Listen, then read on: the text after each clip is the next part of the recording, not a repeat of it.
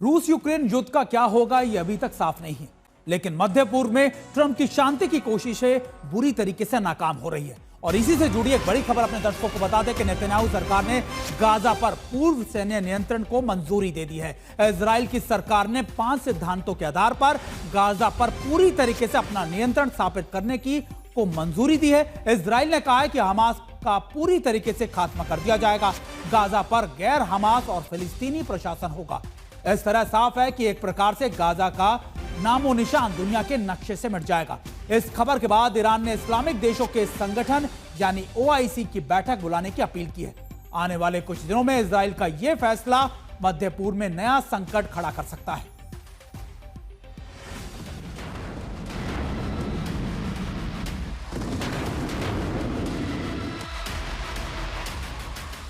Gaza का नामो निशान मिटने जा रहा है।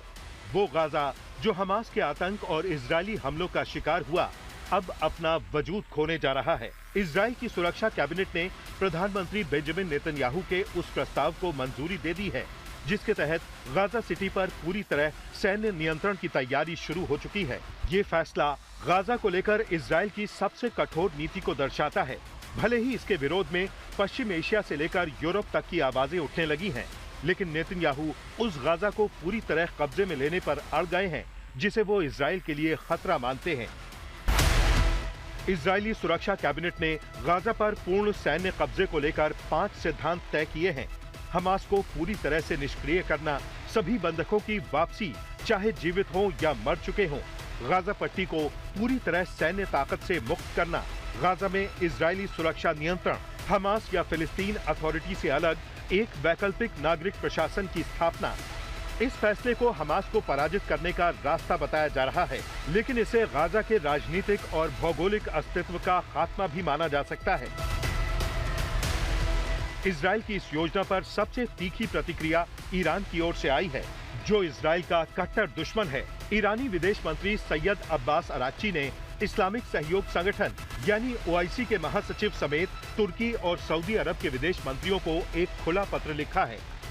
ईरान ने लिखा, जो हो रहा है वो सिर्फ एक मानवीय संकट नहीं, बल्कि एक सुनियोजित नरसंहार है। इजरायली शासन गाजा की स्थायी सैन्य कब्जेदारी और उसका राजनीतिक सफाया करने की रणनीति पर काम कर रहा है। ईरान ने OIC से विशेष आपात बैठक बुलाने की अपील की है, जिसमें इस मानवीय त्रासदी, इजराइल की मंशा और उसके खिलाफ सामूहिक रणनीति पर चर्चा हो सके। उधर ब्रिटेन के प्रधानमंत्री कीर स्टारमर ने भी इजराइल के इस फैसले को गलत बताया है। अपने आधिकारिक बयान में उन्होंने कहा, इजरायली सरकार का गाजा में हमले और तेज करने का फैसला गलत है। गाजा की मानवीय स्थिति हर दिन बदतर होती जा रही है। हमें तुरंत युद्ध विराम की जरूरत है।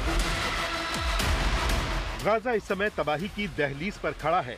हजारों नागरिक मारे जा चुके हैं, लाखों विस्थापित हैं, बिजली पानी जैसी बुनियादी सुविधाएं पूरी तरह ठप हैं। वहीं हमास के कब्जे में अब भी कई इजरायली बंधक हैं, जिनकी हालत भयावह बताई जा रही है। लेकिन सवाल उठ रहा है कि गाजा के लोग कहां जाएंगे? युद्ध विराम के नाम पर क्रेडिट लेने वाले ट्रंप मध्य पूर्व में पूरी तरह फ्लॉप साबित हुए हैं। आज तक ब्यूरो।